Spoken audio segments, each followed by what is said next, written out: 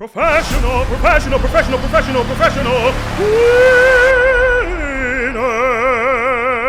Welcome. I'm excited today to bring you a special episode with my brother. Yes, my blood brother.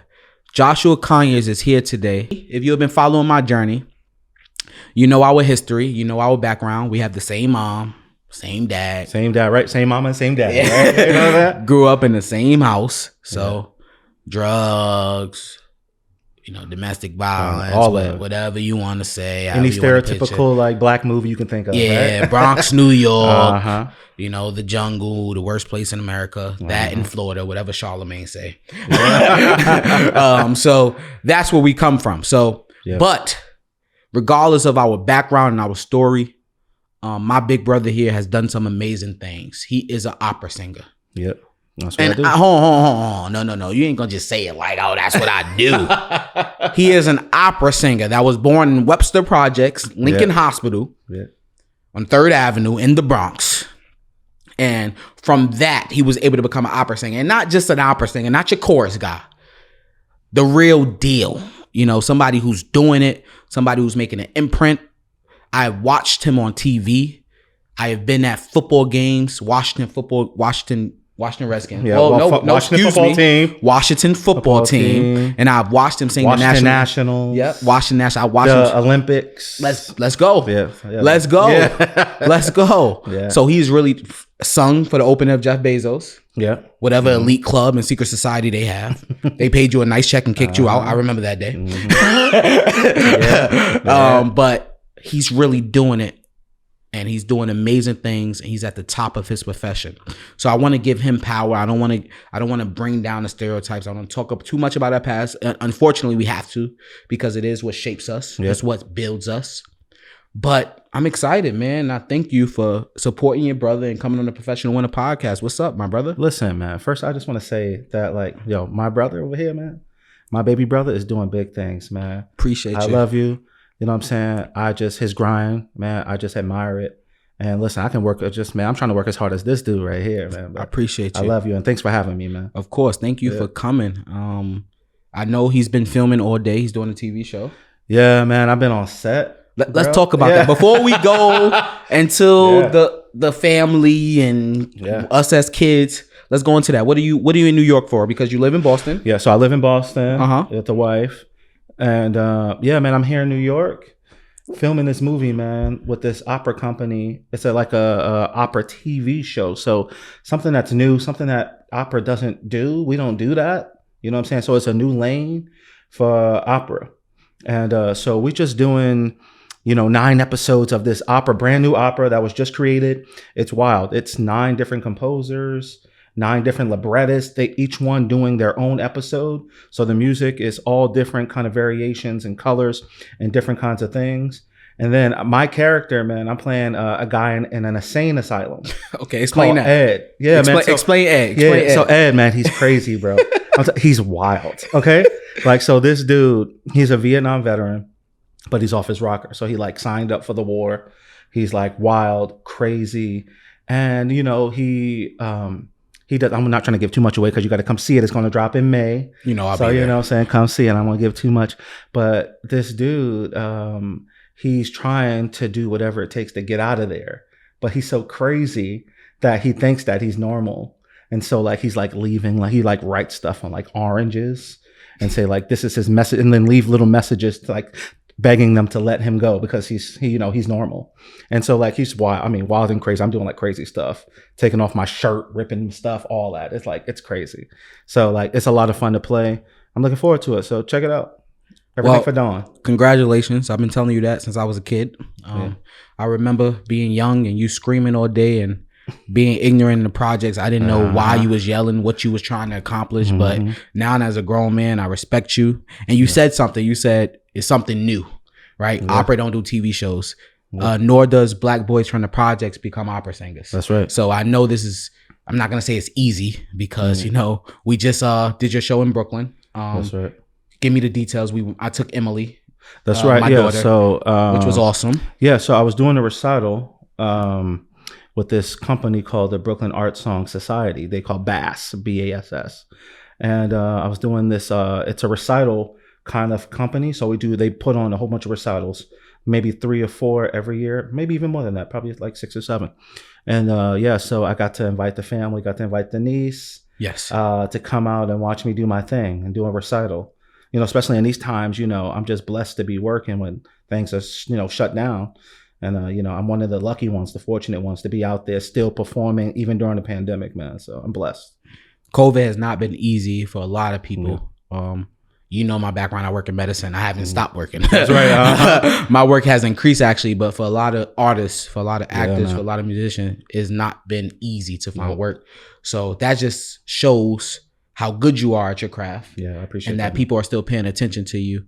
And I was talking to Emily during your show, and you know how she is. She's, you know, she thinks she's a genius. So she's like, man, she is a genius, man. My niece is a genius, bro. She's like looking at every word like, how does he speak this many languages? And I'm like, I have no idea. But, you know, it's like, he just did 20 songs. And she was like, he only made one mistake, Dad. I'm like, that's your uncle. But, yo, congratulations to everything you're doing. Love you, support you. But let's get into it, man. All right, bet. Are you ready? All right. Let me get this in. Let me get the... You know, we always started off like this. Are you ready? Are you ready? So again, like I said, if you have been following me, if you know my story is very similar to Josh's story. We grew up in the same house, but there are unique parts of Josh's story that I did not experience. Yeah. There are things that he probably seen more than me because he is my older brother. Mm-hmm. He did drop me down the stairs when I was a kid. We're gonna talk about those type of things. That was some crazy stuff. Matter of fact, let's start there. Let's start there. Let's start there where you dropping me down metal stairs in Virginia. So I was like 6 or 7. He couldn't have been no more than 1. Yeah, I was like 1. Yeah, okay. He could have been no more than 1. And my mom was like, Josh, bring him downstairs. Right. So don't give responsibility to 7-year-olds, man, you know? So my bright idea was that I was going to take him down in a stroller, but I didn't like strap him in a stroller. It was just, you know, we poor. So I'm just some makeshift stroller, and I'm just like plunking him down these metal steps in a stroller, bro. I get like down 1 step and he just like tumbles down the steps, you know? And this motherfucker still wasn't crying. Had the hardest head. Didn't cry, but I screamed like, oh no, you know, like that. Dad comes, he sees me on my knees, you know, trying to pick John up off the floor. And then he's like, what the hell you do? So of course I'm like, oh shit, I'm about to get my ass whooped. You know what I'm saying? So I just get down like this and curl up in a ball. And then he like kicked me in the butt and my head hit the wall. Out. Cold. Out. Completely out. Now I've heard what happened after that, and my dad reaction to that, you being unconscious. But I was 1, so I'm gonna let you tell what happened after that. Yeah. So from when I was knocked out, they said that he picked me up and was screaming, "Oh, I killed him! I killed him!" Because I was out. He was screaming, "I killed him! I killed him! I killed him!" He like ran to put me in the tub. Right. I don't remember none of this, but this is like from my brothers telling me, and my mom. Ran, put me under the water. They said I woke up, and I said, "Oh, what happened? What happened?" And they was like, "Nah, man, you got knocked out. You got knocked out. You okay?" And then he's like, left me under the water. And then from what I remember is just waking up with a massive headache in my bed. That's what I remember, bro. Yeah. So it's just tried to kill me. Yeah, bro. Shout out to Dad. Now yeah,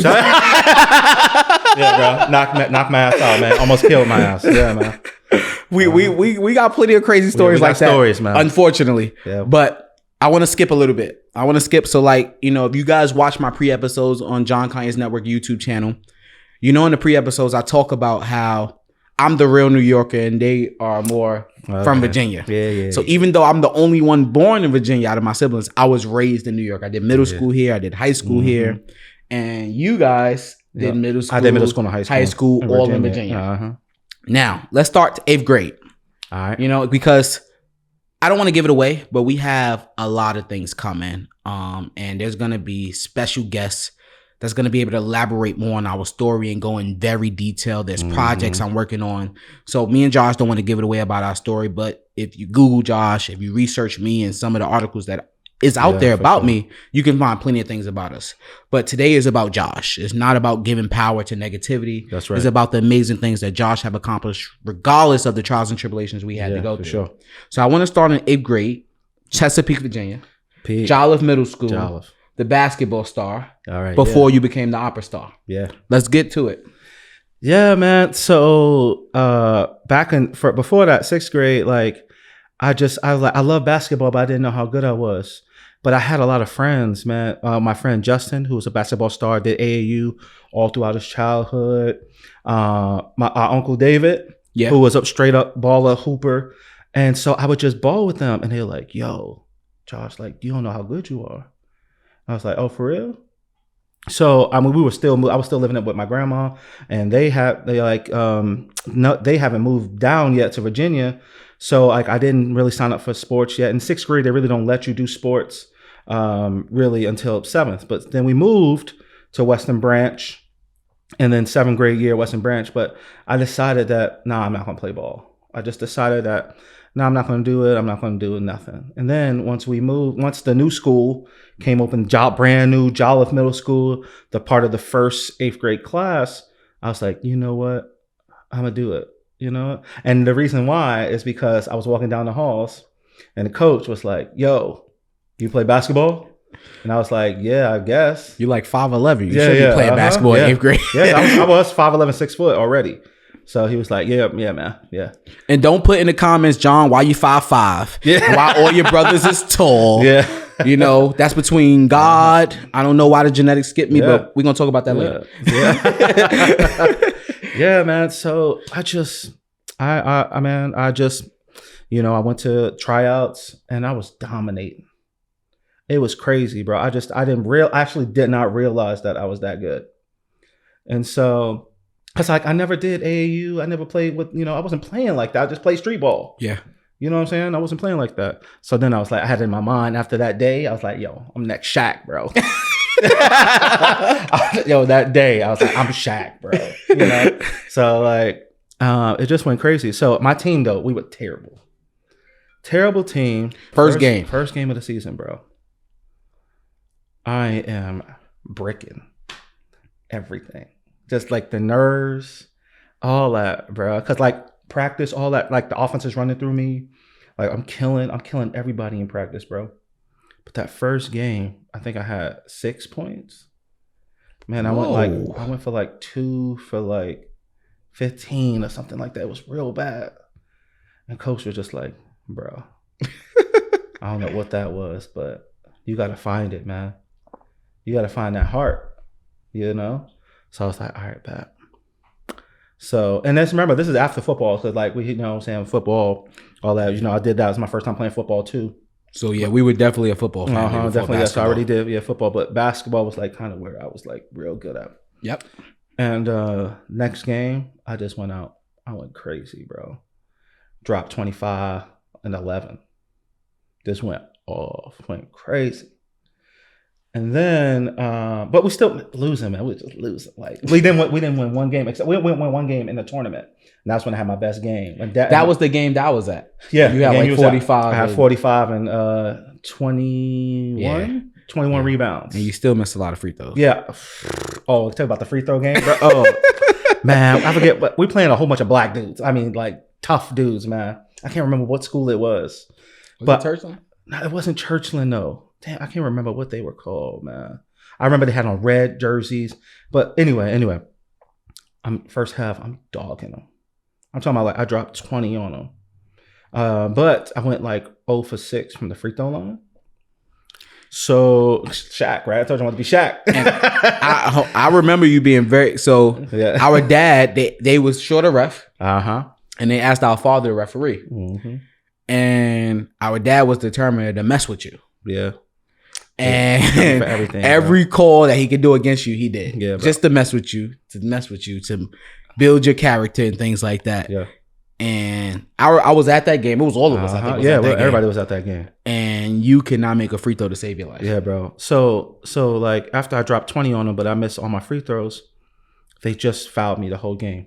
So I was like, because I was dropping. I didn't have a great jump shot yet. So I was just driving on them all day, just driving on layup, driving, and so they just started hacking me, bro. And I went 0 for 18. Bro. You worse than Shaq. don't disrespect Shaq like that. You worse. Yeah, bro. So, and it's a mental thing because, in practice, I was like at least 75%. And so next day, practice, man, I had to make 100 free throws before I left. Dang. He got dad's permission. It's like, I'm going to keep him until he makes 100 free throws. So I had to sit there until I made 100 before.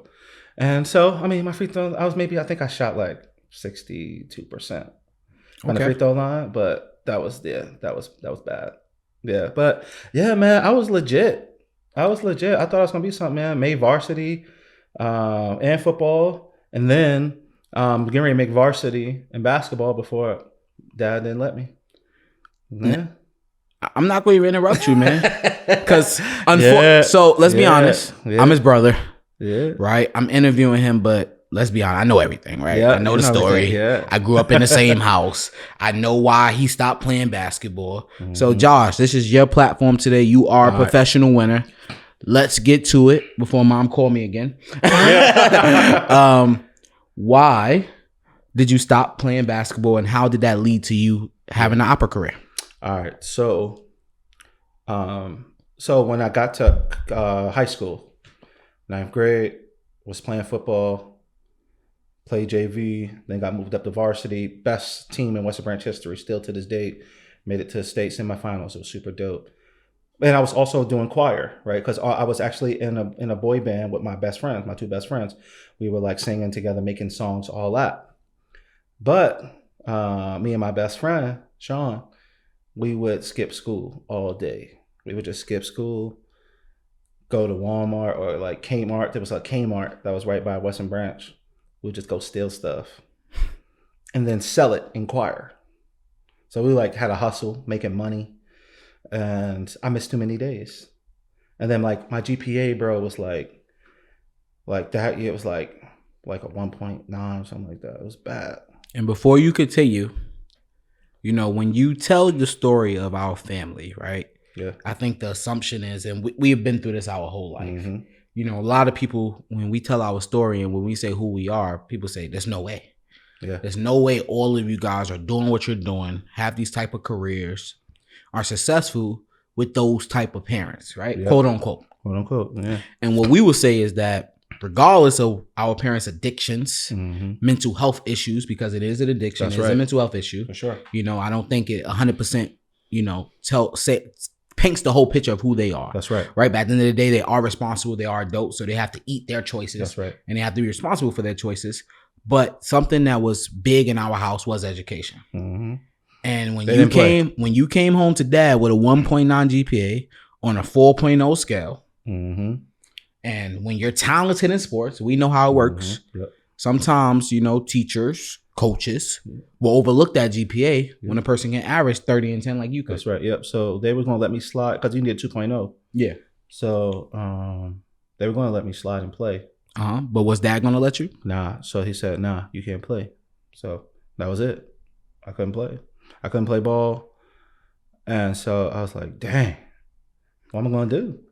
Now I'm young at this point. Yeah. So did he give you an ultimatum? Did he say you need to make a certain GPA before you can play?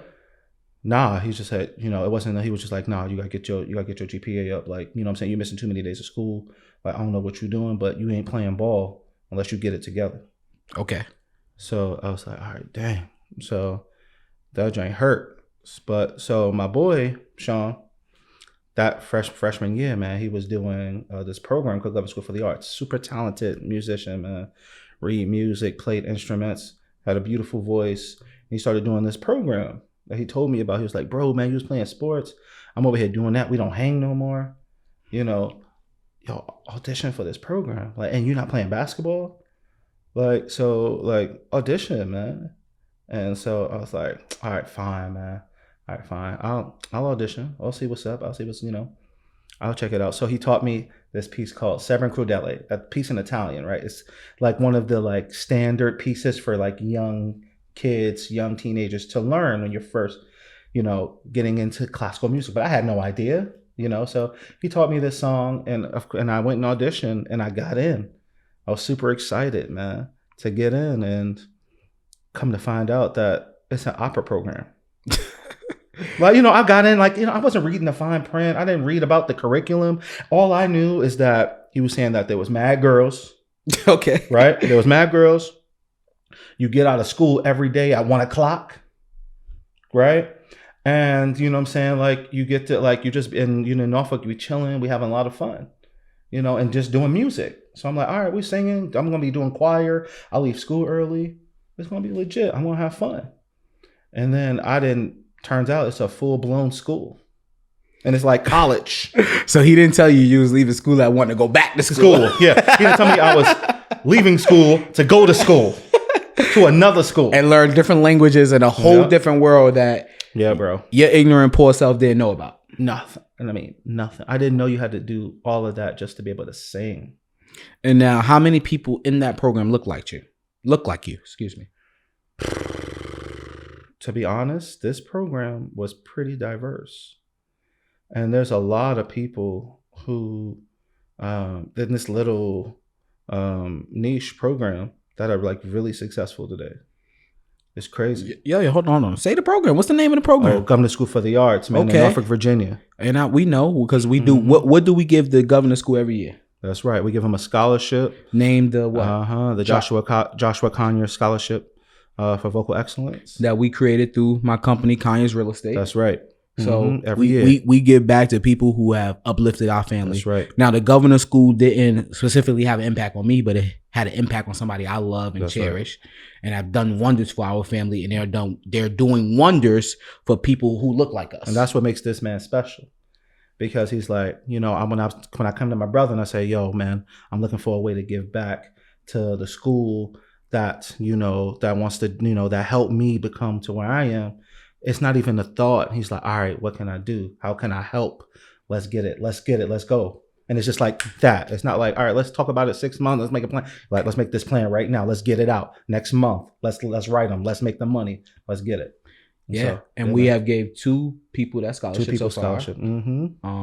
Gabriella is doing great. She's at Syracuse right now. She's amazing, man. She's amazing. Shout out to Gabby. Yeah, man. She's doing great at Syracuse. She's studying music, doing her thing. And I mean, I'm just love keeping up with her career. And I'm just hoping that, I know she's going to have a wonderful career in opera, man. Are you looking for the best NFTs on the market? I'm talking about NFTs that even opera singers like me buy. You got to check out Legendary Crypto Goat. You can find Legendary Crypto Goat on Rarible, OpenSea, and lazy.com/jconyers. Legendary Crypto Goat.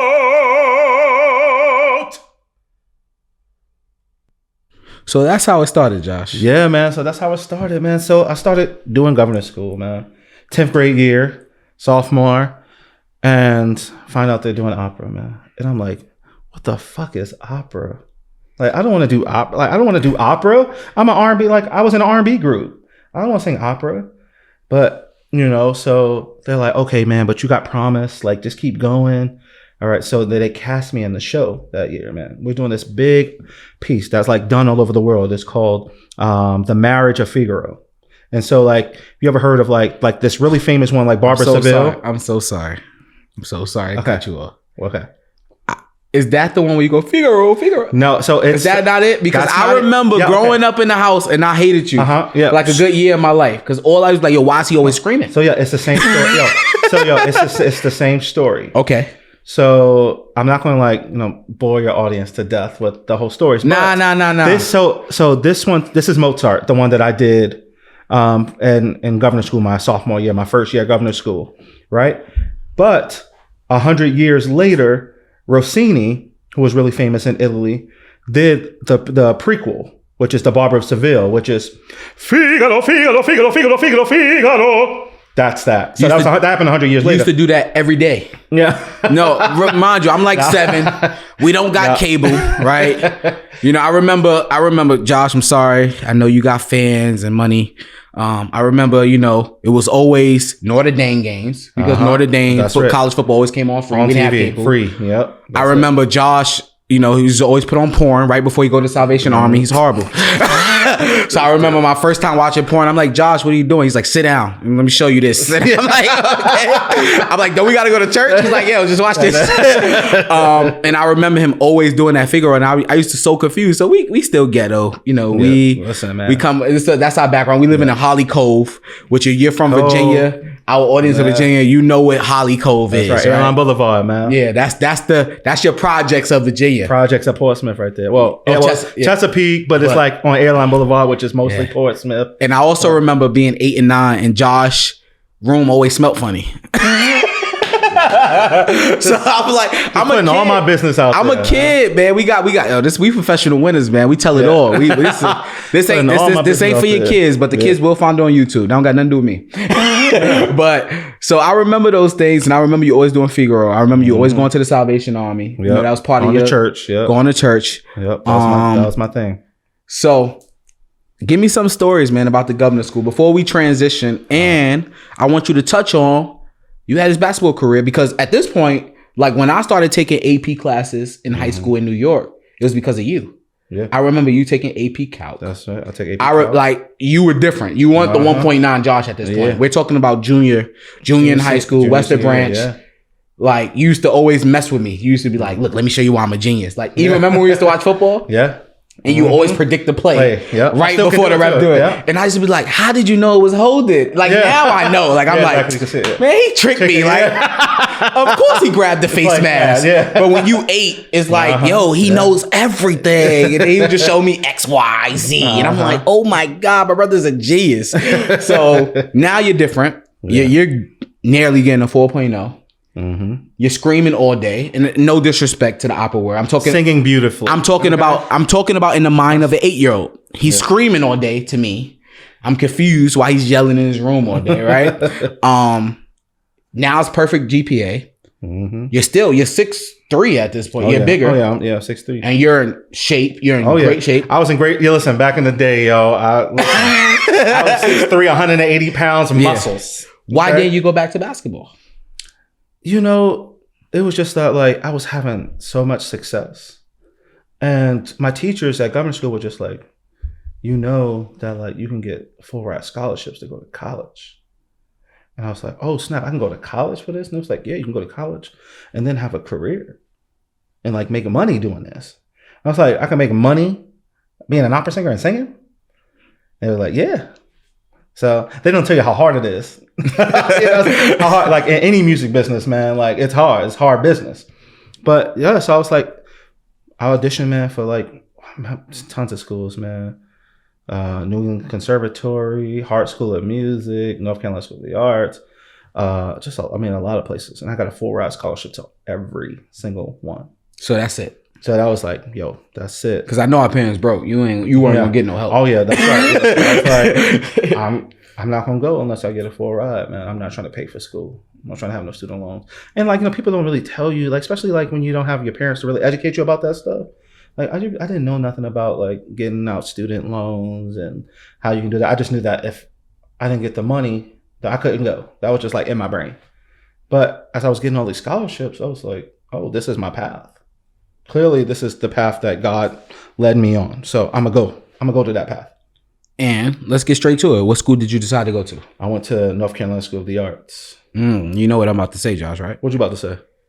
Isn't that the school that Jonathan Majors went to? Okay. Yeah. John Alexandra, who just did Beyonce tour. Yeah, that's my boy. That's my best man. Yeah, I know he was your boy. He was your best man at the wedding. And you know, we're gonna talk about it. I'm sorry, Laura, my sister-in-law. I'm sorry, but his bachelor party was crazy. Yeah, shout out to John Alexander. That bachelor party was fire.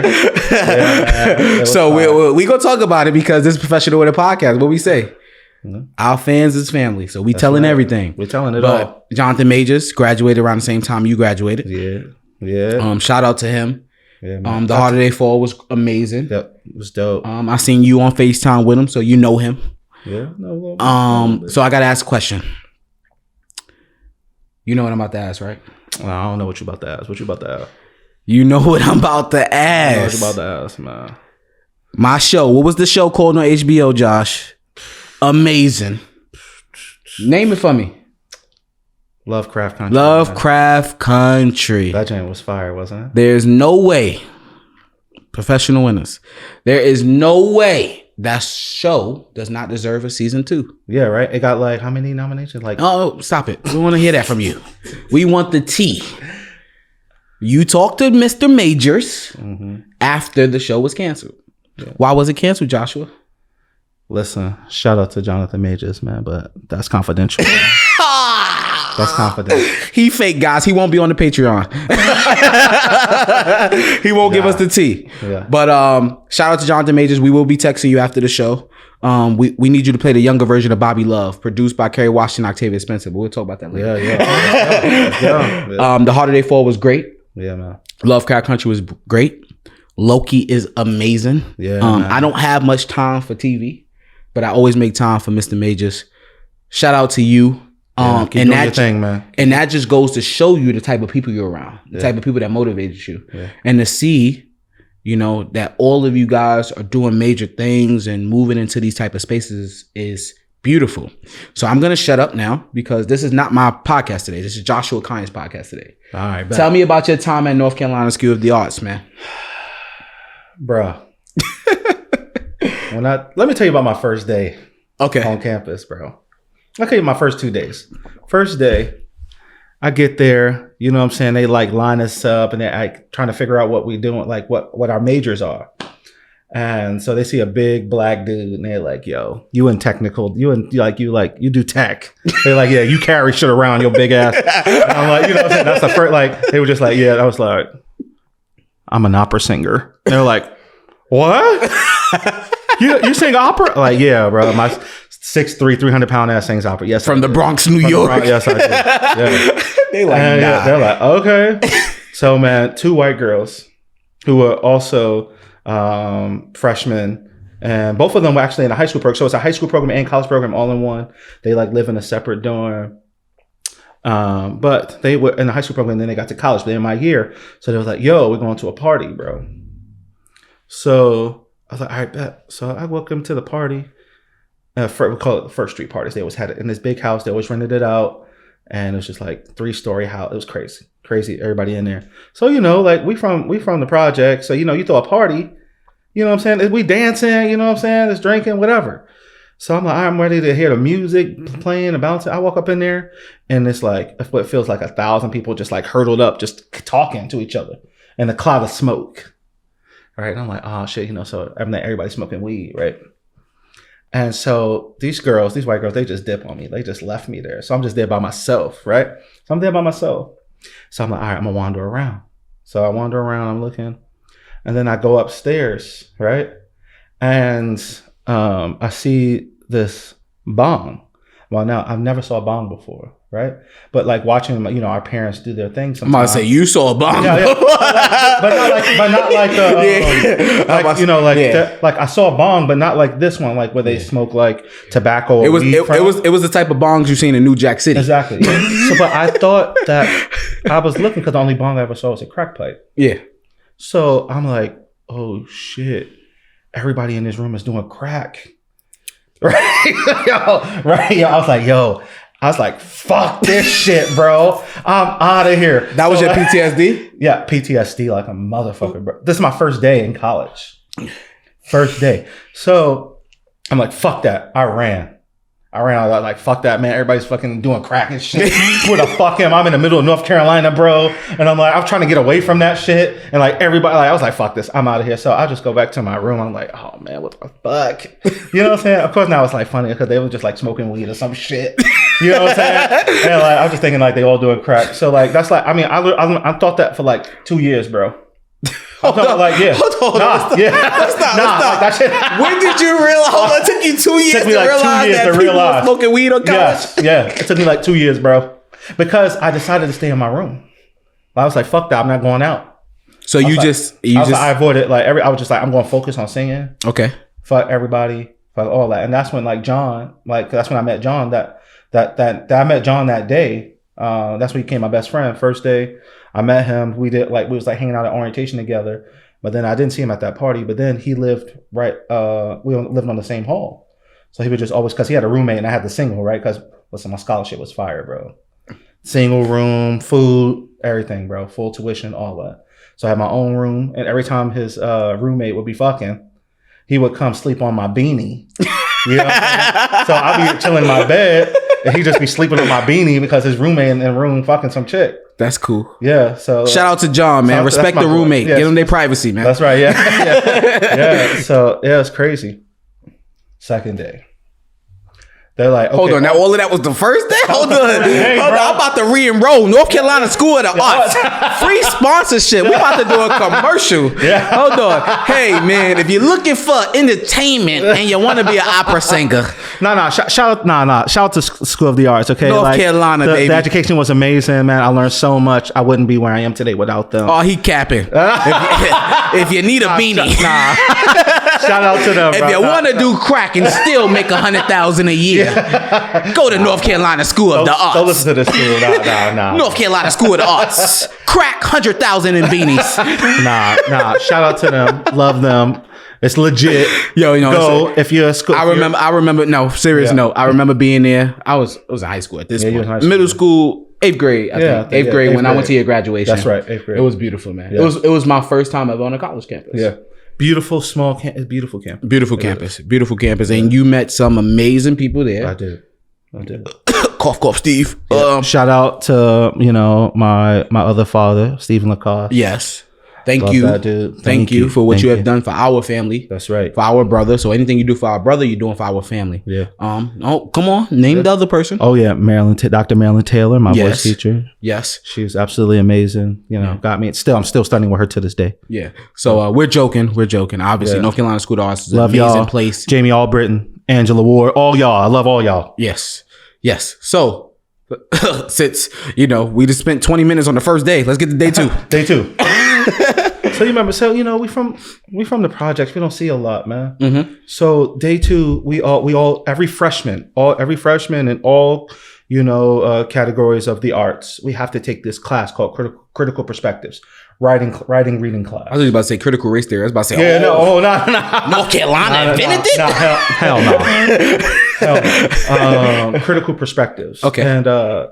And so we have the biggest movie theater in the Southeast. Okay. Right? Super dope, super cool. So we all going to watch a movie and then read the book and then do analysis on it for the whole year. Right? Yeah, I mean for the whole semester. I'm not it. Yeah, whole semester. Okay, gotcha. Right? So it's Brokeback Mountain. And I didn't know what it was. I can't just let you just act like that was just a normal segment. You just said it like, it's Brokeback Mountain. So no, we gotta stop. You gotta stop right there. Yeah. So okay, let's run it back. We're gonna treat this like it's battle rap. Yeah. Run it back. Okay, so run it back. Yeah. You're doing an analysis. Yes, analysis on Brokeback Mountain.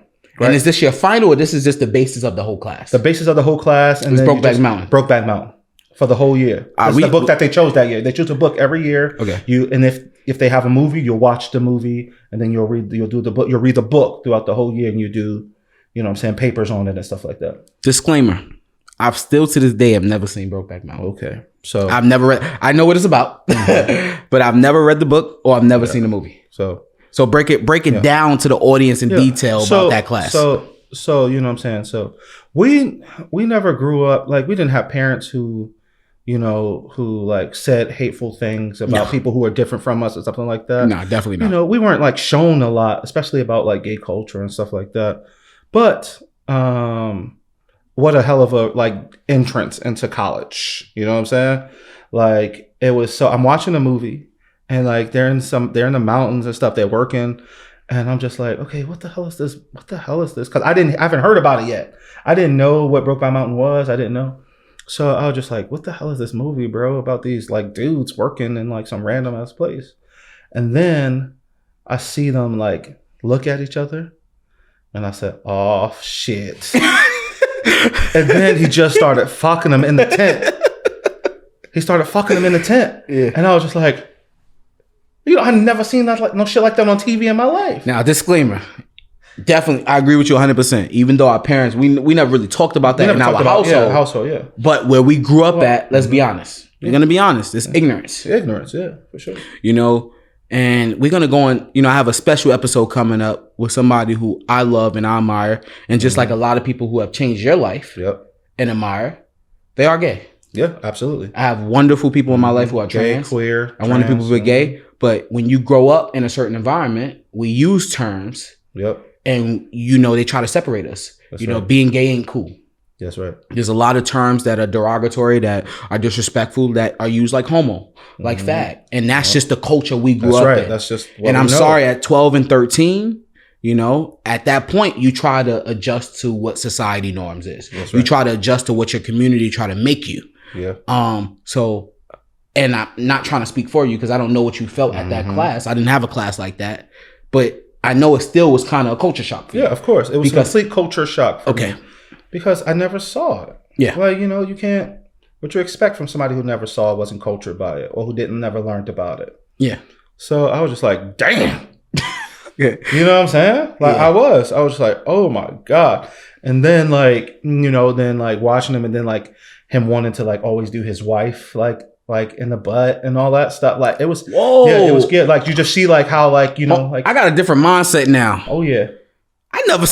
We no, you don't know. Yeah, we gonna have to watch Brokeback Mountain this weekend. I gotta say that sounds crazy. It's absolutely a fabulous. But I didn't know that I didn't know that he was married to a woman. Yeah, so they were both single, and then one of them was in denial. Okay. And the other one wanted to live. They both kind of were in denial. I actually don't quite remember if both of them were married or not. I think they both might have been. Okay. And I think one of them wanted to be out and proud, and the other one didn't.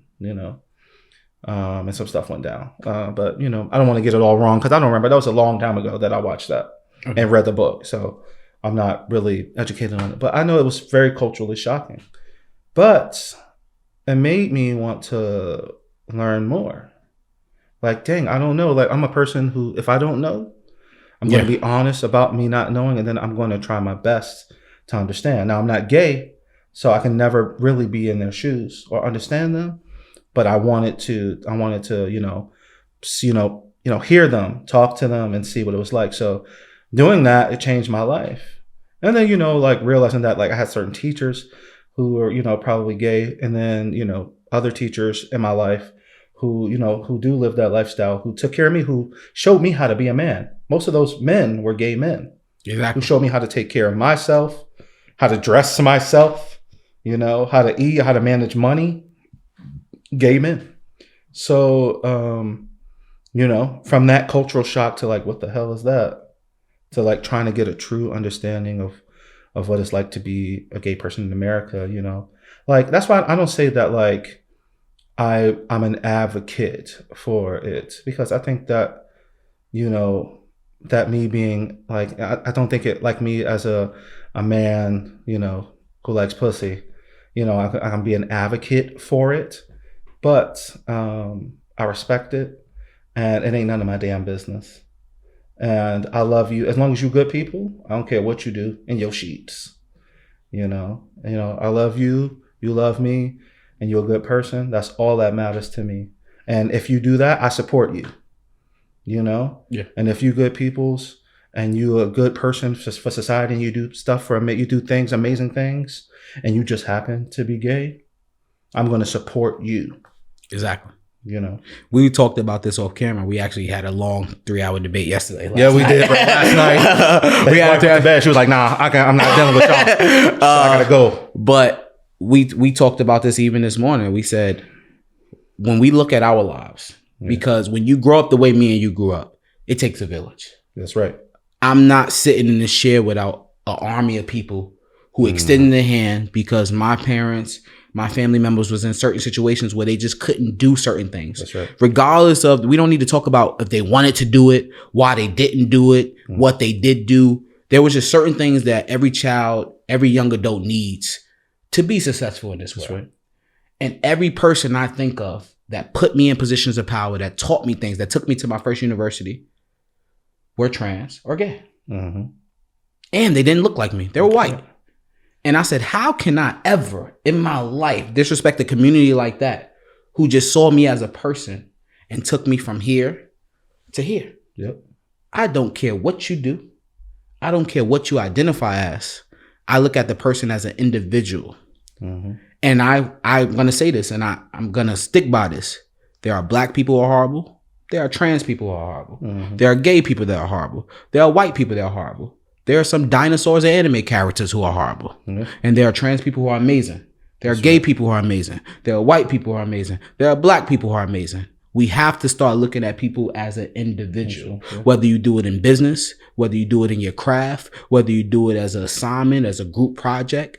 We have to start looking at people as individuals. I don't care what you do, what you like. I'm going to respect it and love a person as an individual. Mm-hmm. I don't care what your pronoun is. I'll respect you and call you whatever you identify as, and whatever allows you to mentally have peace and feel accepted in this world. But all of us are flawed. Mm-hmm. And we have to start looking at people as individual.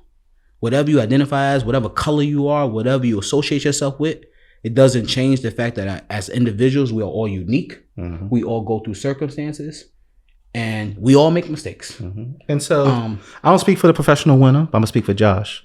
Mind your damn business. That's true. No, you can speak for me. Mind your business. Mind your business.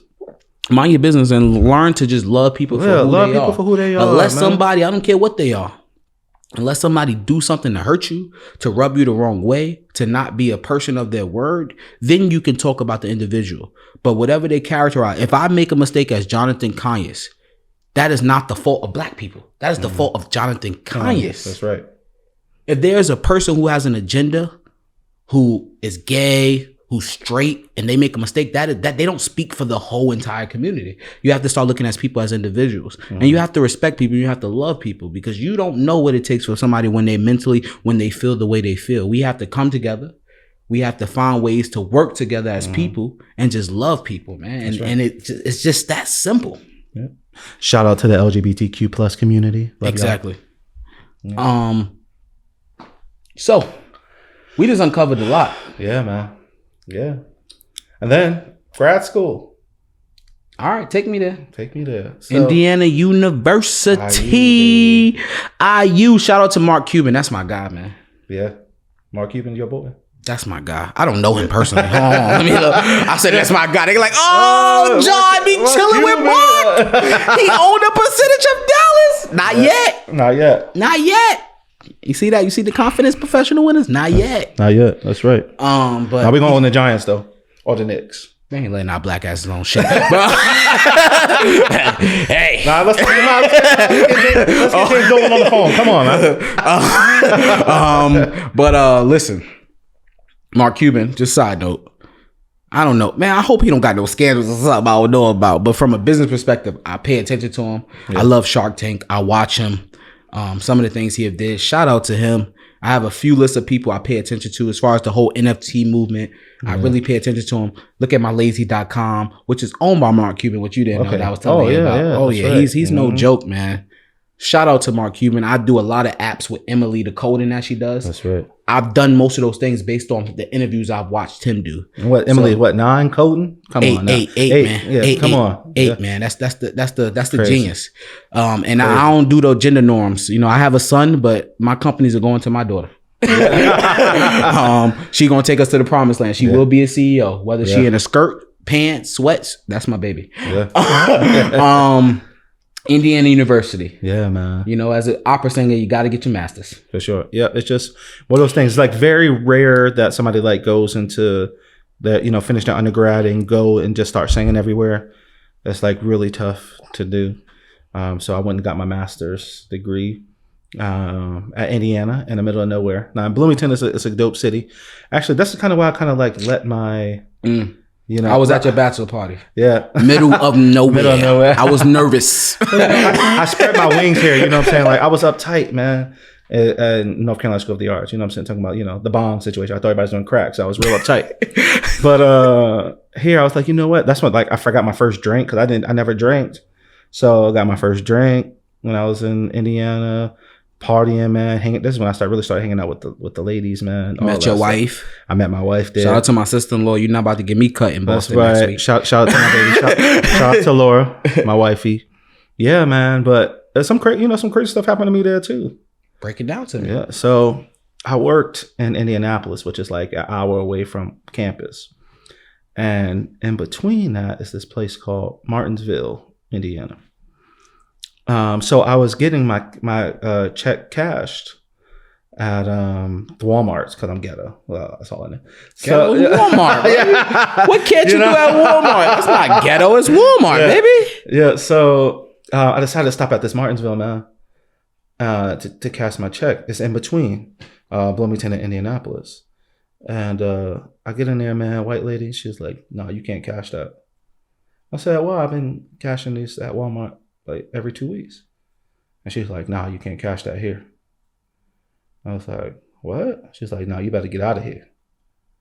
I said, "What?" And then my bro was with another black dude. And he was like, "Yeah, man, they wouldn't sell me the soda at the register." So and it was weird because it was real empty too for Walmart. It was like real empty, kind of eerie. So we left. We went to the parking lot, got in the car, called a friend. And he was like, man, we in Martinsville, bro. They just wouldn't serve us at this Walmart. Strange. And they were like, "Bro, there's a headquarters of the KKK is there, bro. You got to get out now before you don't know who they called." I'm talking about, bro, we got on the highway and sprinted the fuck out of there, bro. So Walmart, y'all owe me money. No. Shout out to that lady. That was good advice. Good Thank advice, you. yeah. Thank you.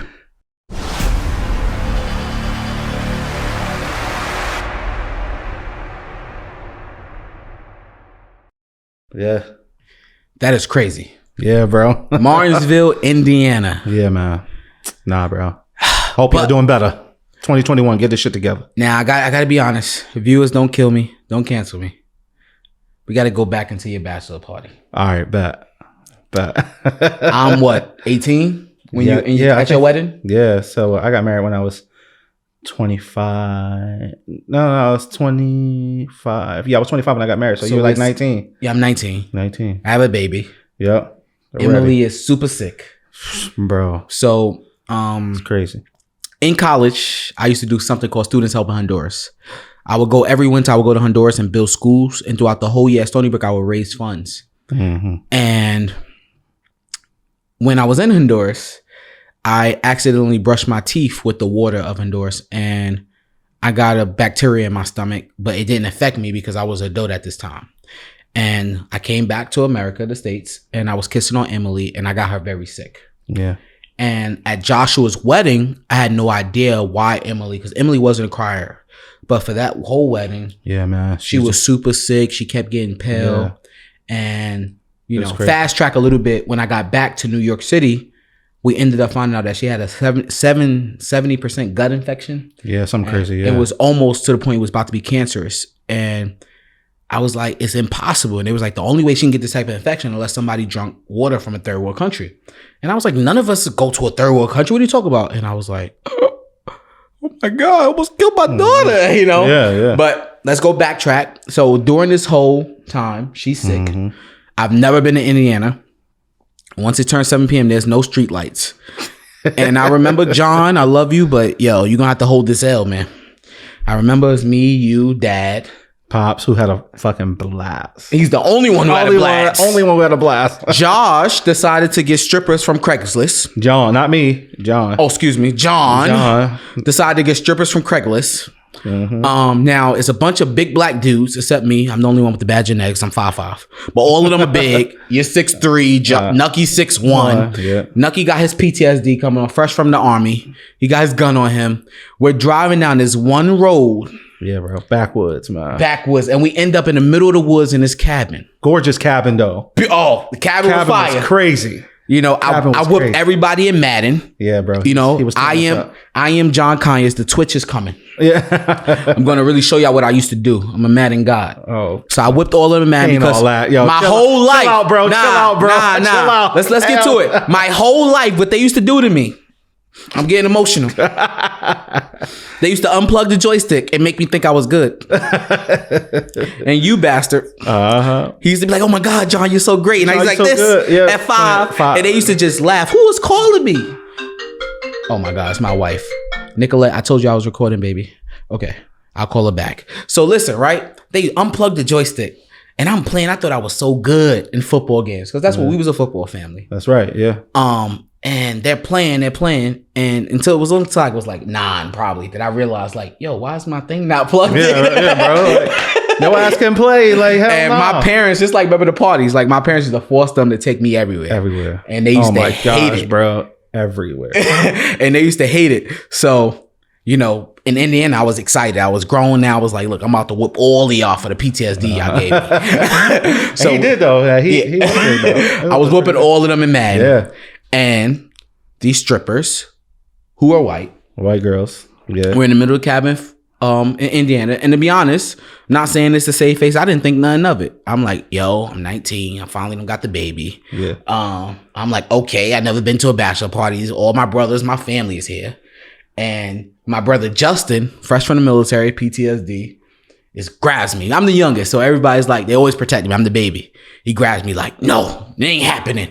We're in the middle of the woods. Yeah. He loads his gun, like, just in case these guys are just sitting outside. They had some guys with them, you know what I'm saying? They had some guys just standing in front of the cabin. Yeah. It's just nothing but black men, and it's what? I think it was 2 or 3. There's like 3 of them. Three white women there. And it's a bachelor's party. Yeah. Nothing inappropriate happened, crazy. There was no drugs or nothing. But obviously, it's a bachelor party. They're stripping, things like that. Yeah, absolutely. The only person enjoying themselves is my father. Yeah. Only he has I'm like, I don't know what's going on. My brother's like, Justin is like, my third brother's like, sit in this chair. You ain't doing this. Yeah.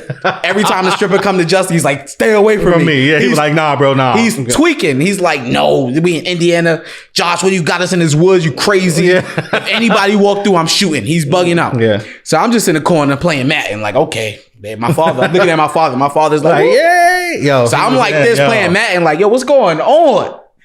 Look out the window. The lake is frozen. I'm like, it's pitch black. No street lights. Yeah. No nothing. We're really in the woods, bro. Bro, I didn't have Wi-Fi. Yeah. I'm trying to call my mother, like, how's Emily? She's been crying all day. I can't call. No LTE, no nothing. I'm like, bro, anybody could get us. And then driving there, Justin was so nervous because it was just one car. He was like, it's following us. I'm like, bro, there's only one road. Yeah. I don't know if they're following us or they're just trying to get home. Like, there's one road. It's like, how can you assume that they're following us? He's like, yo, they following us. We're black. I'm like, chill, bro. It's just one road. There's nowhere else where nowhere to go. But that's, you know, that's being black in America, man. Like, but that was crazy. It's crazy. That was one of the craziest experiences I had in Indiana. But we not gonna let you just get away with that story, even though that was crazy. We gonna put that on John. But I gotta give a shout out to my sister-in-law Laura. Don't go there. Why did you ruin her bachelorette party? Don't even go there. She didn't bother us at your bachelor party. Oh man! But I remember you ruining her bachelorette party. Talk to me about it, Josh. Okay, listen, for the guys out there, man. Jealous. You know, I had some problems. You know? I ain't even going front. You know what I'm saying? Like, I had some issues that I needed to resolve, and I'm glad that I took the time. Black men out there, go get therapy. I know we don't like to do that in our community, but do it. You know, and I'm just appreciate my wife for sticking with me. She could have left. She could have canceled the whole shit. But stupid me, I just called her to be like, yo, I'm going to sleep. Have fun at your bachelorette party. And then one of her friends picked up and was like, yo, stop calling her. Leave her alone. And I just I had screws loose. You know what I'm saying? And I was like, nah, they ain't gonna be disrespecting me like that, so bro. So you thought somebody was lifting her? Yeah, exactly. I thought some crazy shit was going down. Like, don't call again. Don't call again. I was like, oh, hell no. So I just pulled up to the shit. And they were just like at like some like gay bar, like doing karaoke. Like no strippers, no nothing, bro. And I was just like, I just kind of freaked a little bit, and it was stupid. And then like, man, her friends, you know what I'm saying, was like, you gonna go back home? He gonna beat you. And I was like, it's like, damn, man. I was like, you know, like, I want to get that perception. I shouldn't have went there. Like, it was all, there's no excuses like for that. Baby, I love you. I'm sorry. I'm still sorry. I keep telling her, I was like, baby, I'm going to do something. I'm telling you, I'm going to send you somewhere.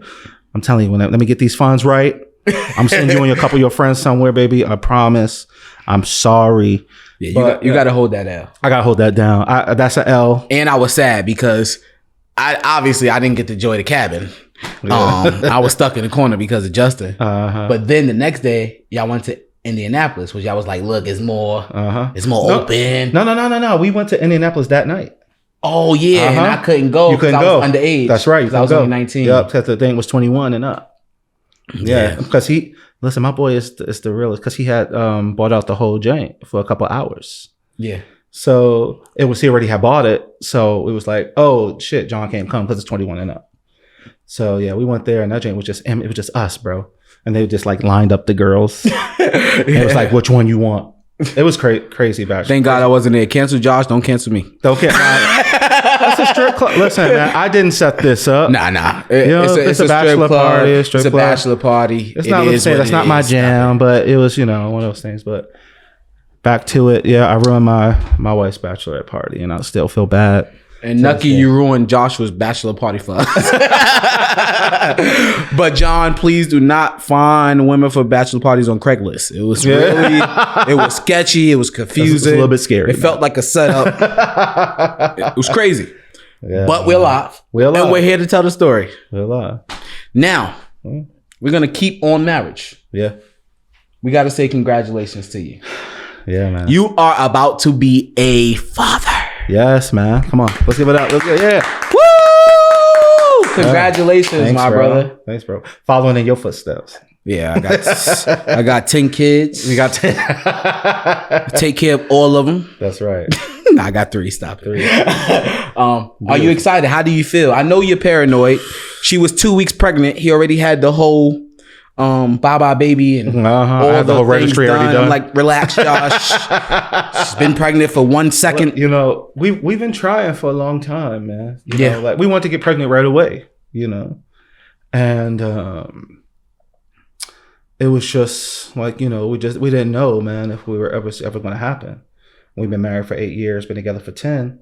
So it was just like it was funny because because I told you, I was like, yo, bro, she didn't have her when I was with you 2 weeks before, the week before. Yeah, let me just say that before. To the whole family, I knew before all of y'all. Yeah, oh, come on, bro, don't do that. Okay, Mom, don't do that, Dad. Bro. I knew a month before. I was the first one. But like I told you, I was like, yeah, man, she didn't have her period. Yeah, I remember. And he was like, yeah. Oh, he was like, yeah. But I was like, but this happened like several times before. She probably stressed out or something. Yeah. But then, literally, we found out on her birthday. Yep. And then we went out on my birthday, which is like a day apart. Their birthdays was like, he just asked me. He was like, yo, bro, did she ever get her period? Just asked me randomly, and I was just like. Lying. I was like, yeah. I knew you was lying. Yeah, bro. Yeah. And then I was just like, man, I feel so bad. I lied, just straight up lied like that, bro. So I was like, I guess you can tell him if you want. So I was like, yo, John, guess what? I'm at the baby, bro. Yeah. So he was the first one to know. Yeah. But yeah, man, we're excited, nervous. It's been a long time coming, man. Looking forward to being a dad, having a son. So, yeah. Josh, so it's crazy. So my oldest brother is a junior. Mm-hmm. His son is the third. The third, that's right. Our brother Justin is about to have a son. His wife is pregnant right now. He's having a junior. He's having a junior. I have a son. He's going to be 1 next month. He's a junior. And Josh having his junior. So we're going to take a family photo. That's right. Because every first boy and out of all of the brothers, we have juniors. Juniors, that's right. So it's going to be amazing, man. Yeah. But I'm sorry. I hope I don't ruin the party, but I gotta ask you something important. All right. I watched something on the news that was disturbing a couple of weeks ago. Okay. And it was a white woman with a black child at the airline. I'm not gonna say the airline. That's not important. And they called the cops on her. Yeah. Because they thought she was trafficking a little black girl. Damn. But that was her daughter. Yeah. You are about to have an interracial child. Yeah. I've talked to my sister-in-law about this in detail. She's gonna be a white woman. with a black boy. Yeah. You're going to be a dark man with, we don't know yet. It could be a very light baby. It could be white. The baby could be white passing. Yeah, we don't know. I don't know. How do you feel about that? Well, it's tough, right? Because it's hard because, me being black, my wife being white, and then our child being biracial. That's an experience that neither of us have experience with. Mm-hmm. So our son is going to have to find, and our children, if we have decided to have more children, that's a journey that they're going to have to do on their own, figure out on their own. But it's America, and you got any little bit of melanin in you, they're going to call you black, and they're going to treat you like you black, like you a nigga in these streets. And it's unfortunate, but that's the way it is. So, my wife, has to learn to the best of her ability how to raise a black man, in America, and I'm lucky that, I ain't going nowhere unless somebody try to take me off this planet. But I'm going to be there to take care of my son and try to raise him the right way. But, it's still scary to think about, raising a black man, especially, man, I'm saying my wife is 5'9", I'm 6'3", all her brother and her dad are 6'5". You know what I'm saying? For all, intents and purposes, I think this boy probably going to be big. Raising a big black man, that's scary. And also one that could potentially be like white passing, something like that could happen to me. Think about me with a white passing looking kid, on the playground. And somebody try to come at me saying, what you doing with that kid? Yeah. Those are scary things to think about. But, I'm just going to, try to have my support system, try to teach them the right way. And, nobody has the formula to this parenting thing, man. So just going to try to show some love. Not at all. Yeah, man. Just try to show as much love as possible. Let him know he's loved, that he's beautiful. Well, one thing I will say about JJ, because that's what we will call him. His name going to be JJ. He will be loved. Yeah. He will have an army behind him. That's right. Appreciate it. He going to have money behind him. That's right. Generational wealth. That's what we build. He going to have money behind him. Conyers strong right here. And he's going to have an army behind him. So, what else can we do? We can't change society norms. Mm-hmm. We can't change perception. We can't change ignorance. Mm-hmm. But what we can do is come together and continue to love each other, continue to be one, and do what's best for him. And I remember you and Nicolette, my wife, having a conversation yesterday where my wife is Spanish. Mm-hmm. And yes, Spanish, not Hispanic. Her grandparents are from Spain. Mm-hmm. And she talked about where she took Emily to appointment, remember? Mm-hmm. And they were like, well, Emily's dad is black, so don't put Spanish, don't put other, just put black because she has black in her. Yeah. And my wife was like, why? But she's also Spanish. Yeah. She's a mixture of things. No, it doesn't matter. She's black. That's it. Yeah. So my wife now, when she takes our kids to appointment, she said, just other. Don't worry about what my child is. Yeah. So there's things that you might experience. There's things that you might go through, but I'm optimistic about where society is headed. And I think we're coming together. We're starting to accept all people. Yeah. We're coming together as one. And I have no doubt in my mind that JJ is going to be successful with you and Laura raising him. Yeah, I appreciate that. And having a village of uncles that are doing well, that's going to love and is going to support him. Yeah. Speaking of those boxes, though, I'm going to hit on this. It's that, like you say, man, society wants to put us in boxes. Yeah. And with my son being white and black, I don't want him to ever feel like he's not black enough or he's not white enough or whatever that is. And so just trying to find a way that, that he feels loved and accepted as a black man, whoever he wants to identify as, that, he feels the love and that love he's getting from us and that he doesn't have to worry about society saying that he has to be this or check this box or do that. So I know that JJ is going to come into this world with a loving family, man. Black, white, pronoun, whatever he wants to identify as, he's going to be human. That's right. And we're going to treat him as such. Mm-hmm. And I just wanted to hear your thoughts. We talked about it a lot off camera. So I just wanted to give the fan base kind of what we was thinking in our brain. And I think you answered it perfect. Yeah. And I'm excited. We're excited. Regardless of what society does or what's going on, we're not worried about it. That's right. We're going to keep pushing. That's right. And he's going to have the last name Conyers. Conyers. And that last name is going to mean something. Conyers strong. Exactly. Come on. Now, before we end today, I got to ask you one thing. You ready? All right, hit me with it, man. Are you ready? I'm ready. What is a professional winner to you? Oh, hit me with the hard hitting questions, man. Yes. Yes. Oh, yeah. Oh, yeah. That's how the Craigslist people was at the bachelor party. It was like, oh, yeah. My father was like, oh. Yo, Ma, don't blame me for what your husband does. That's right, between y'all. You're a grown man. Oh, yeah. Yo, I'm gonna get canceled. We only on episode what? I don't know. Gabe, figure this out. Cut it. Yo, so, for real, a professional winner to me, it's just a person who is willing to take care of their responsibilities at all costs. You talk about, whatever, however much money you make, or, whatever opportunities you have in life. It's about whatever the responsibilities are. You're willing to take those responsibilities and run with them and take care of them to the best of your abilities. Taking care of your family, taking care of your responsibilities. That's what I feel like. Somebody who is winning, that's what it's about. So hard work, dedication, and just doing whatever it takes, man, to uplift your family and the people that you love around you. And that's a professional winner to me. Appreciate that. I agree with you. Please don't get caught watching the next man. I have people who bank accounts I can't touch. Yeah. But if they said, let's go to the bank, my savings is high. You gotta watch these things, Your perception is not always your reality. That's right. Winners work hard. They try. You having $1 billion, you having $1 million, you working a 9 to 5. It don't separate you. Find happiness, find peace, find love, and accept your reality for what it is. I love you, Joshua. Love you too. I thank you for coming on this platform. You are a professional winner.